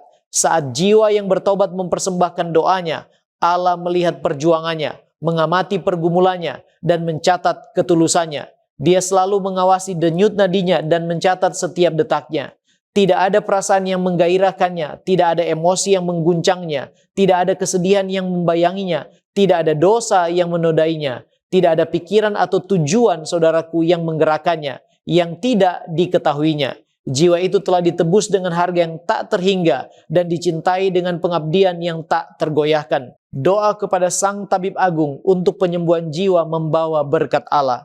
Doa mempersatukan kita satu sama lain dan mempersatukan kita dengan Allah. Doa membawa Yesus di sisi kita dan memberikan kekuatan baru serta anugerah segar bagi jiwa yang lemah dan bingung. Dan terakhir saudaraku, dalam Bible Echo dan juga Signs of the Times Oktober 1, 1889 dikatakan, doa adalah menggapai pertolongan dari Yang Maha Kuasa dan membawa kita pada kemenangan. Saudaraku, mari kita berdoa kepada Allah supaya kita memiliki hati yang rindu dan haus akan hadiratnya. Supaya kita boleh dibawa dalam kehidupan doa, menjadi pejuang-pejuang doa. Bukan hanya untuk diri kita sendiri, tapi juga untuk keluarga kita, gereja kita, dan juga orang-orang di sekitar kita. Mari kita tunduk kepala dan berdoa. Bapa kekal Allah kami yang bertahta di sorga, Kami bersyukur memuji Engkau, sebab Engkau baik dan setia. Engkau beri kami kesempatan untuk kembali belajar daripadamu, dari sabda kebenaran firman-Mu. Tuhan, kami membutuhkan tuntunan kuasa Roh Kudus, hikmat dari sorga, supaya kami dapat dipimpin kepada kebenaran akan firman-Mu, dan kami diberi kekuatan untuk sanggup mempraktekkan itu di dalam kehidupan kami sehari-hari, sebab kami rindu akan hadirat Tuhan. Dalam doa-doa kami juga mau menjadi juru syafaat bagi orang-orang lain demi keselamatan jiwa-jiwa. Tolong kami menjadi pejuang-pejuang doa. Tuhan, berkatilah kami semua sebab kami lemah dan tak berdaya tanpa-Mu. Tolonglah kami setiap hari, setiap saat dengan kuasa Roh Kudus. Tinggallah di dalam kami dan berkatilah kami. Ampuni kami dari dosa kami ya Bapa. Di dalam nama Yesus Kristus kami sudah berdoa. Haleluya. Amin.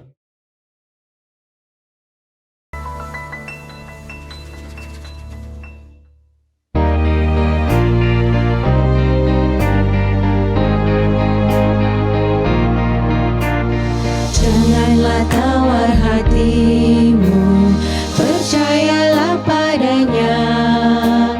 Giat lakukan tugasmu, minta dan terima kuasa.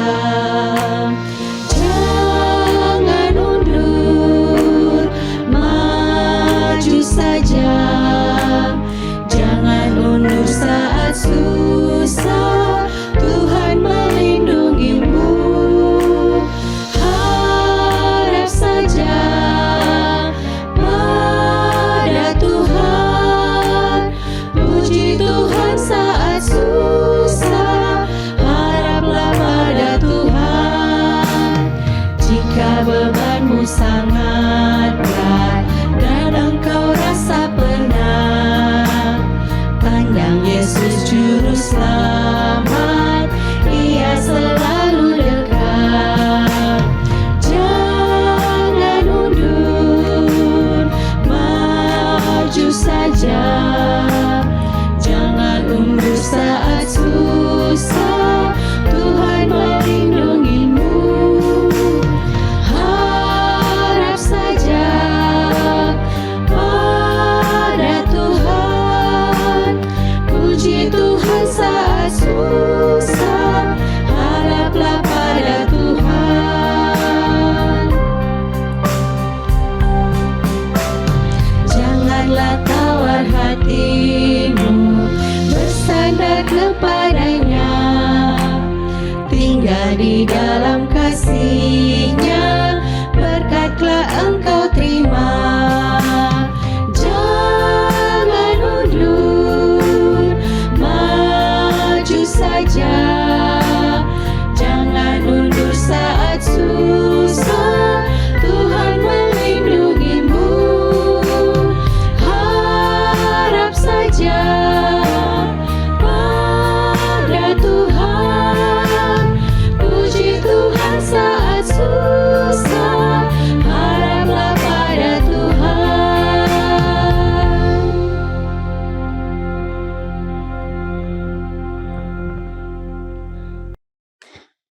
Mari kita berdoa.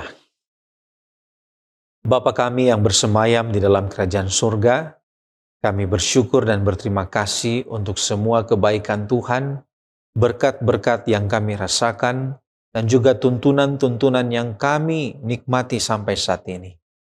Engkau adalah Allah yang selalu mengerti dan peduli atas kelemahan kami. Engkau selalu menuntun kami pada saat kami kehilangan arah. Dan oleh karena itu Tuhan, kami datang pada saat ini untuk memuji, membesarkan nama Tuhan, oleh karena kebaikan yang tidak pernah putus dalam kehidupan kami. Bapa kami di surga, pada saat ini kami datang dengan kerendahan hati, mengakui segala dosa dan kelemahan kami, mengakui keterbatasan kami dan ketidaklayakan kami di hadapan hadirat Tuhan. Ampuni kami Bapa, layakkanlah kami di hadapan hadirat Tuhan. Dan kiranya pada saat kami akan menikmati berkat rohani di sepanjang peribadatan kami boleh dilayakan di hadapan Tuhan. Memberkati ibadah yang sementara kami nikmati ini Bapa. Kami datang dari berbagai macam latar belakang.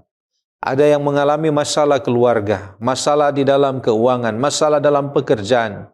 Ada yang sementara berduka, Ada yang sementara menghadapi tantangan hidup, pergumulan, dan cobaan. Kami mau bawa kepada Tuhan semua pergumulan ini. Kiranya Tuhan berikan kekuatan, berikan iman, berikan kemenangan, berikan jamahan, berikan kesembuhan, kesehatan, dan juga berikan penghiburan bagi mereka yang berduka. Kiranya ibadah ini akan mengangkat hati kami kepada Tuhan, menguatkan iman kami, sehingga kami boleh disegarkan. Memberkati secara khusus hamba-Mu yang telah diasingkan untuk membawakan firman Tuhan pada hari Sabat ini. Kiranya jamahan surga menjadi bagiannya. Ketika firman ini disampaikan dapat kami mengerti, bukan saja mengerti tapi dapat mengubah hidup kami, bahkan dapat kami gunakan itu ketika menghadapi persoalan masalah di depan kami. Kiranya firman ini membawa damai sejahtera, motivasi, kekuatan iman, dan juga pengharapan. Di tengah-tengah amukan badai krisis akhir zaman ini, kiranya kami tetap tegar, kami tetap kokoh di dalam Tuhan, karena Engkau sumber kemenangan kami. Inilah doa dan permohonan kami Bapa. Terima kasih banyak. Kami berdoa di dalam nama Yesus, Tuhan dan Juru Selamat kami. Amin.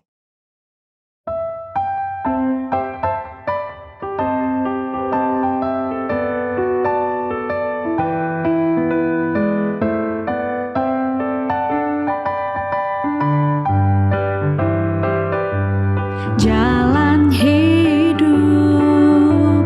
orang benar diterangi oleh cahaya firman Tuhan.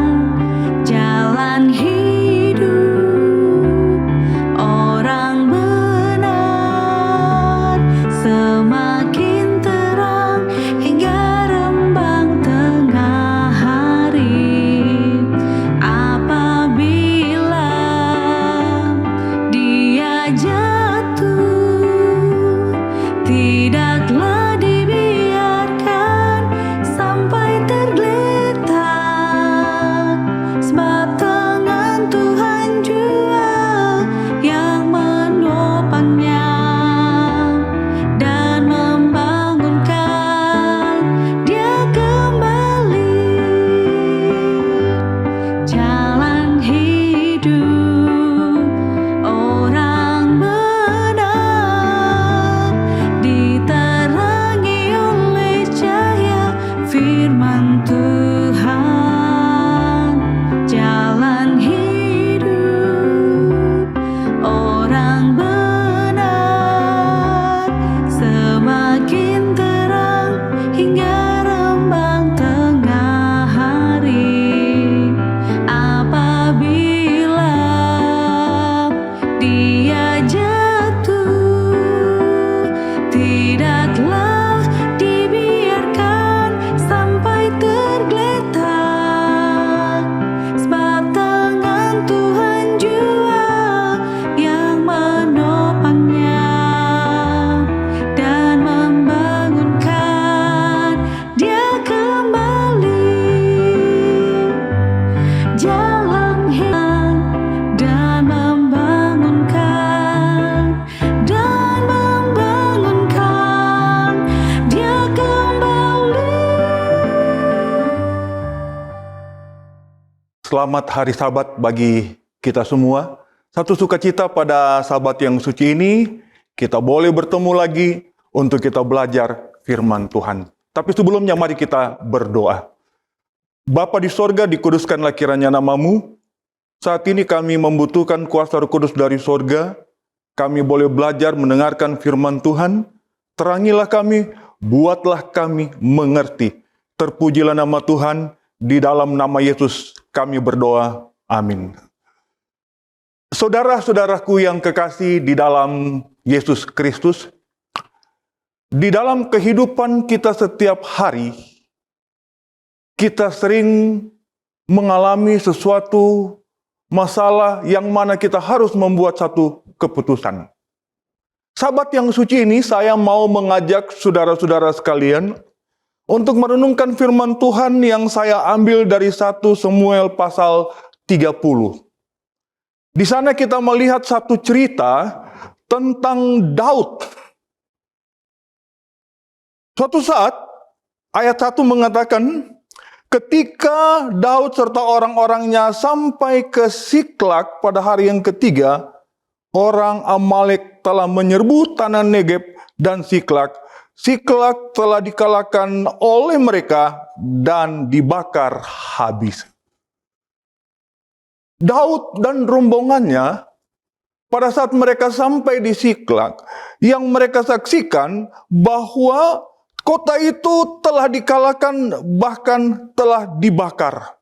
Lalu firman Tuhan mengatakan, perempuan-perempuan dan semua orang yang ada di sana, tua dan muda, telah ditawan oleh mereka. Sehingga di dalam pendirian orang-orang pada saat itu, mereka semua sudah stres, saudara. Kenapa sampai mereka stres? Karena semua sudah ditawan. Lalu datang kepada ayat 6. Ayat 6 firman Tuhan berkata, dan Daud sangat terjepit. Sekali lagi. Dan Daud sangat terjepit. Karena rakyat mengatakan hendak melempari dia dengan batu. Seluruh rakyat itu telah pedih hati, masing-masing karena anaknya laki-laki dan perempuan. Tetapi Daud menguatkan kepercayaannya kepada Tuhan Allahnya. Saudara-saudaraku yang kekasih di dalam Yesus Kristus. Pada saat Daud berada pada posisi saat ini, dikatakan dia terjepit karena orang-orang pada saat itu hendak mau melempari dia dengan batu. Dia terjepit. Pertanyaannya, apakah Daud mengambil keputusan langsung mau pergi menyerang akan orang-orang Amalek ini dia? Inilah, saya boleh katakan, persimpangan iman bagi Daud. Apakah Daud akan mengambil satu keputusan untuk langsung pergi menyerang akan orang-orang Amalek? Karena firman Tuhan mengatakan dia terjepit karena semua orang hendak melempari dia dengan batu. Mari kita lihat apa yang dilakukan oleh Daud. Ayat 6 mengatakan, tetapi Daud menguatkan kepercayaannya kepada Tuhan Allah. Saudara-saudaraku yang kekasih di dalam Yesus Kristus, inilah kunci daripada keberhasilan selanjutnya. Daud menguatkan kepercayaannya kepada Tuhan Allah. Saudara-saudaraku yang kekasih di dalam Yesus Kristus, pada saat saudara dan saya menghadapi masalah-masalah dan berada pada persimpangan untuk membuat keputusan, apa yang saudara pikirkan pada saat itu? Karena situasi itu di mana pilihan kita akan menentukan arah selanjutnya. Kita menghadapi banyak masalah. Dan kita dituntut untuk segera membuat keputusan. Karena keputusan yang kita akan buat akan menentukan arah hidup kita. Dan inilah satu kritis yang mana saudara dan saya keyakinan diuji. Kemudian karakter akan dibentuk. Kita kembali kepada Daud. Di dalam masalah yang dihadapi, pertama yang Daud lakukan, dia menguatkan kepercayaannya kepada Tuhan. Saudara dan saya bisa mengambil contoh daripada Daud ini. Pada saat saudara dan saya menghadapi berbagai masalah, sesuatu yang saudara harus putuskan, apa yang pertama yang kita harus buat? Kita mengambil contoh daripada Daud. Daud menguatkan kepercayaannya kepada Tuhan. Saudara dan saya pada sahabat yang suci ini dimintakan di dalam kehidupan kita apabila kita menghadapi masalah-masalah yang demikian. pusatkan pikiran saudara, iman saudara kepada Yesus, tetapkan hati itu. Di dalam kehidupan kita, pada saat kita mau memilih, mari kita lihat pengalaman-pengalaman dari Alkitab. Ada banyak cerita-cerita dari Alkitab. Contoh, Yusuf. Kita tahu ceritanya. Bagaimana Yusuf menolak berbuat dosa demi integritas imannya. Kemudian, siapa lagi? Ada lagi, Rut. Nah, bagaimana Rut mengambil keputusan? Dia dihadapkan pilihan. Mau kembali ke Moab? Ya, kalau dia di sana berarti dia dikenal. Atau dia mau pergi ke Bethlehem. Itulah kebimbangan atau persimpangan yang harus membuat keputusan. Atau Abraham, di mana Abraham disuruh untuk keluarlah. Persimpangan, apakah dia mau mengambil keputusan yang bagaimana? Saudara dan saya juga sering menghadapi hal yang demikian. Kita bisa melihat ada tanda-tanda di mana kita berada pada, saya katakan, persimpangan iman kita. Ada tanda-tanda yang menyertai. Apabila saudara dan saya pada saat melakukan sesuatu, tiba-tiba kita merasa, rasa ketakutan. Bisa saja ketakutan ini adalah persimpangan iman saudara dan saya, di mana saudara akan membuat satu keputusan. Atau juga ada sifat keraguan-raguan atau sifat kebimbangan yang muncul. Apakah saya akan lakukan ini atau tidak? Ini adalah persimpangan iman yang mana saudara dan saya harus membuat satu keputusan. Atau juga tekanan-tekanan yang datang sehingga saudara bingung. Saudara, kita belajar daripada Daud. Pada saat dia sudah terjepit karena semua orang mau melempari dia dengan batu, imannya dikatakan dia menguatkan kepercayaannya kepada Tuhan Allahnya. Dia tidak goyah, dia tetap percaya kepada Tuhan Allahnya. Saudara dan saya juga harus demikian. Karena janji firman Tuhan di dalam Yesaya 41 ayat 10. Janganlah takut, aku menyertai engkau. Janganlah bimbang. Aku ini Allahmu, aku akan memegang engkau dengan tangan kananku yang membawa kemenangan. Saudara-saudaraku yang kasih di dalam Yesus Kristus. Pada saat saudara mengalami sama seperti Daud, hendaklah saudara menguatkan iman saudara, tetap percaya kepada Tuhan. Apa yang dilakukan Daud selanjutnya? Lalu Daud memberi perintah kepada Imam Abiatar bin Ahimelek, bawalah efod itu kepadaku. Maka Abiatar membawa efod itu kepada Daud. Kemudian bertanyalah Daud kepada Tuhan, katanya, haruskah aku mengejar gerombolan itu? Akan dapatkah mereka kususul? Saudara, Daud bisa saja mengambil keputusan langsung pergi menyerang akan Amalek itu. Dia bisa langsung memanggil semua orang-orang yang bersama dengan dia. Ayo kita pergi menyerang.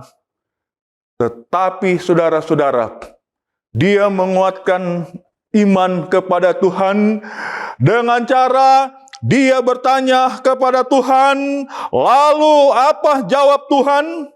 Dalam ayat selanjutnya mengatakan, dan ia berfirman kepadanya, kejarlah, sebab sesungguhnya engkau akan dapat menyusul mereka dan melepaskan para tawanan.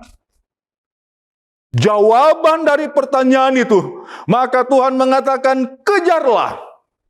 Lalu Daud melakukan apa yang Tuhan katakan. Dia bersama sekitar 600 orang dan akhirnya 200 sudah capek, 400 berangkat pergi untuk menyerang. Lalu apa hasilnya? Ayat 19.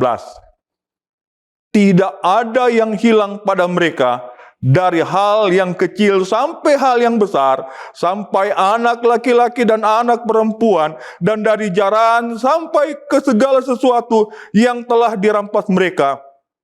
Semuanya itu di bawah Daud kembali.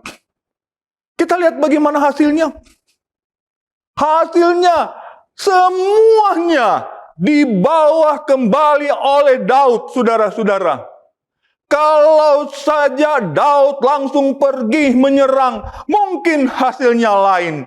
Tetapi Daud menguatkan kepercayaannya kepada Tuhan, dan dia bertanya kepada Tuhan. Dan hasilnya bukan main, saudara.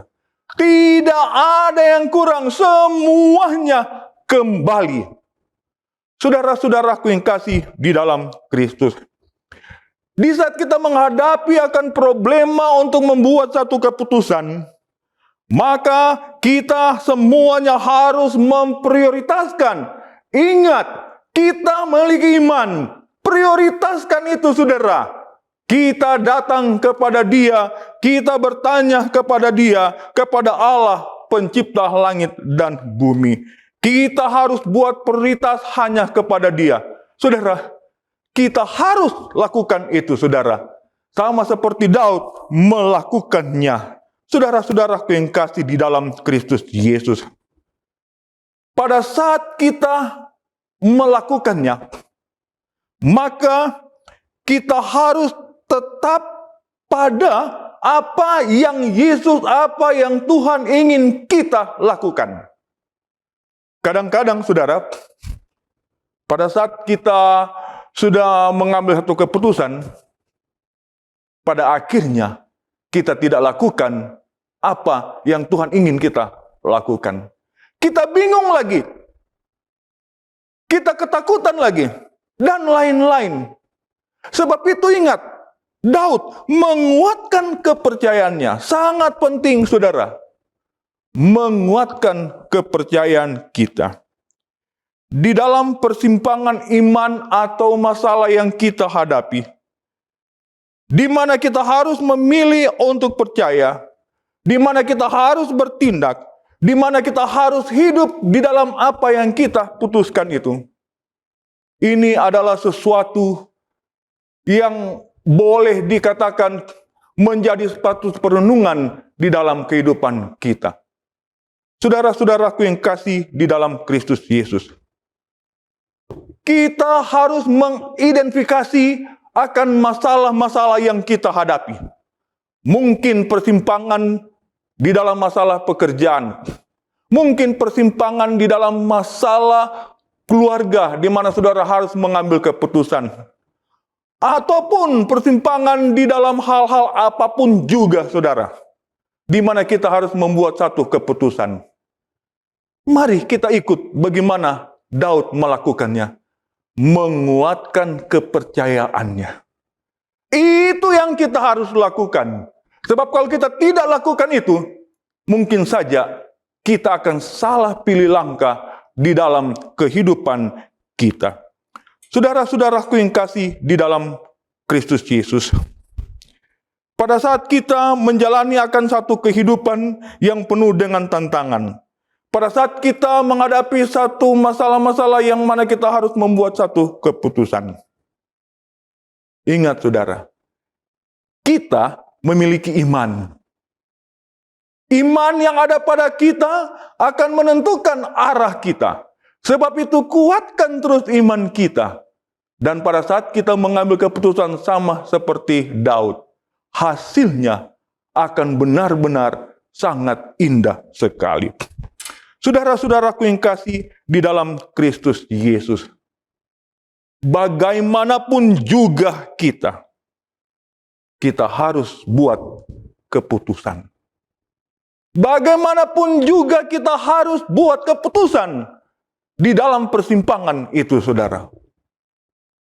Dan kalau kita salah buat keputusan, maka itu akan menentukan arah hidup kita.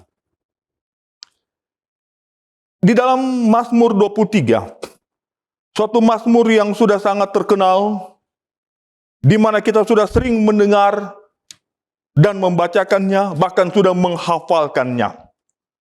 Firman Tuhan mengatakan, Tuhan adalah gembalaku, takkan kekurangan aku. Pada saat kita menghadapi berbagai masalah, kuatkan iman kita. Kita memiliki Tuhan sebagai gembala yang baik, gembala yang agung. Kita tidak akan kekurangan. Kuatkan hati kita. Ingat itu, saudara. Cara bagaimana kita mau menguatkan hati kita. Kita boleh mengingat bagaimana Tuhan telah menolong kita, telah menuntun kita, telah memberkati kita. Kita akan ingat itu di dalam kehidupan kita. Saudara-saudaraku yang kasih di dalam Kristus Yesus, sahabat yang suci ini, saya mau mengajak saudara dan saya di dalam kehidupan kita, untuk kita jangan pernah menunda satu keputusan untuk Yesus. Jangan kita menunda satu keputusan untuk tetap kuat di dalam Tuhan. Karena setan mau berusaha saudara dan saya untuk keluar dari jalur keselamatan. Maka ujian-ujian iman, ujian-ujian karakter dalam kehidupan kita akan selalu ada setiap saat. Selalu ada persimpangan-persimpangan iman di dalam kehidupan kita. Hari ini saudara mungkin dapat, besok mungkin saudara dapat, lusa mungkin saudara dapat. Kapanpun mungkin saudara akan dapat. Karena setan tidak mau saudara dan saya selalu bersama dengan dia. Oleh sebab itu pada sahabat yang suci ini, apabila saudara berada pada persimpangan itu, ingatlah pengalaman daripada Daud. Daud sudah terjepit pada saat itu. Karena semua orang ingin melempari dia dengan batu. Apa yang dilakukan Daud? Dia menguatkan kepercayaannya kepada Tuhan Allahnya. Dia menguatkan kepercayaannya kepada Tuhan Allahnya.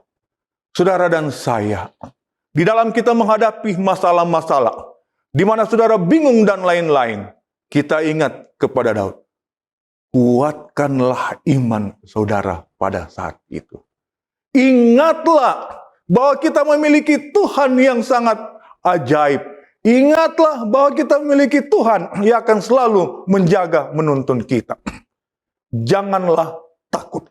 Sebab kita memiliki Allah yang akan selalu menjaga dan melindungi kita. Kuatkanlah iman saudara. Pada saat saudara menghadapi berbagai problema atau saudara mau membuat satu keputusan. Sahabat yang suci ini, saya mau mengajak kepada kita semua. Hari ini, mungkin ada di antara saudara yang bingung untuk mengambil satu keputusan. Mungkin pada saat ini ada saudara-saudara yang sementara ragu di dalam perjalanan kehidupan saudara. Kuatkanlah kepercayaan saudara kepada Tuhan. Kuatkanlah. Kita memiliki Allah yang akan selalu menjaga dan melindungi kita. Iman yang ada pada kita akan menentukan arah dalam kehidupan kita. Apabila pada saat itu kita menguatkan iman kita dan datang kepada Yesus Kristus. Kiranya firman Tuhan ini boleh memberikan satu kekuatan bagi kita. Satu pandangan rohani bagi kita. Sehingga apapun yang kita akan hadapi, kita akan selalu menguatkan hati kita. Mari kita berdoa. Kepadamu Bapa di sorga, kami bersyukur berterima kasih. Pengalaman daripada Daud boleh menjadi satu pelajaran bagi kami semua. Apabila kami berada pada persimpangan iman rohani kami Tuhan, biarlah kami seperti Daud, menguatkan kepercayaan kami kepadamu, ya Tuhan. Terima kasih Tuhan, karena Tuhan mau memberikan arahan kepada kami semua pada sahabat yang suci ini. Semoga firman Tuhan ini akan memberikan satu kekuatan rohani bagi kami semua. Diberkati bagi semua yang beribadah pada Sabat yang suci ini. Berkat jasmani, berkat rohani Tuhan karuniakan. Dan biarlah kami semua akan tetap setia kepadamu ya Tuhan, untuk menanti kedatangan-Mu yang kedua kali. Terpujilah nama Tuhan Yesus Kristus. Rangkaian ibadah Sabat yang suci ini menjadi suatu bau harum di hadapan hadirat Tuhan, menjadi berkat rohani dalam kehidupan kami. Karena membawa doa ini hanya di dalam nama Yesus Kristus yang adalah Tuhan dan Juru Selamat kami. Amin.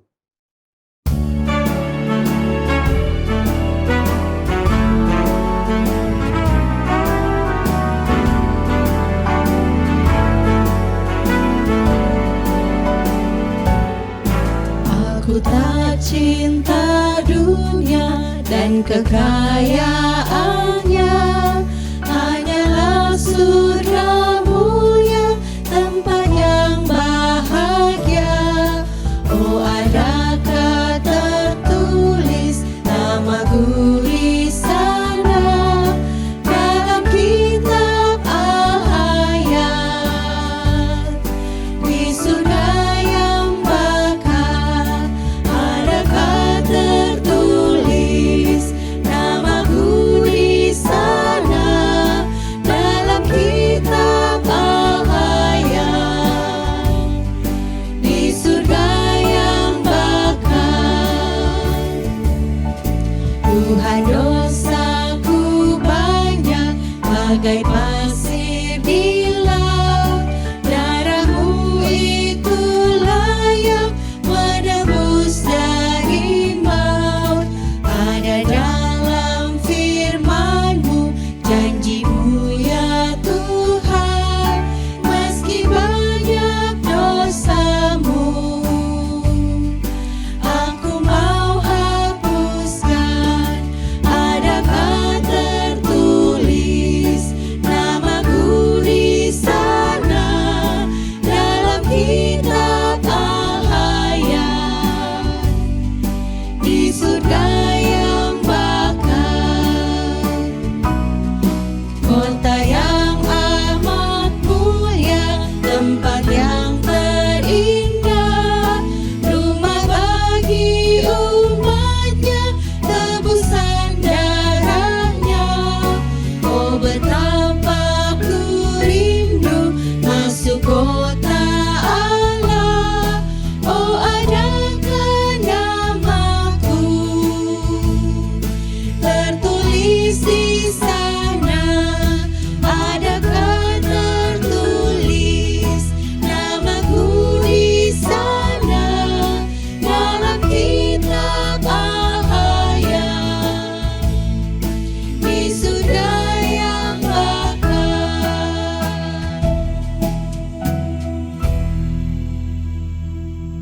For the God of the mountain is the God in the valley. When things go wrong,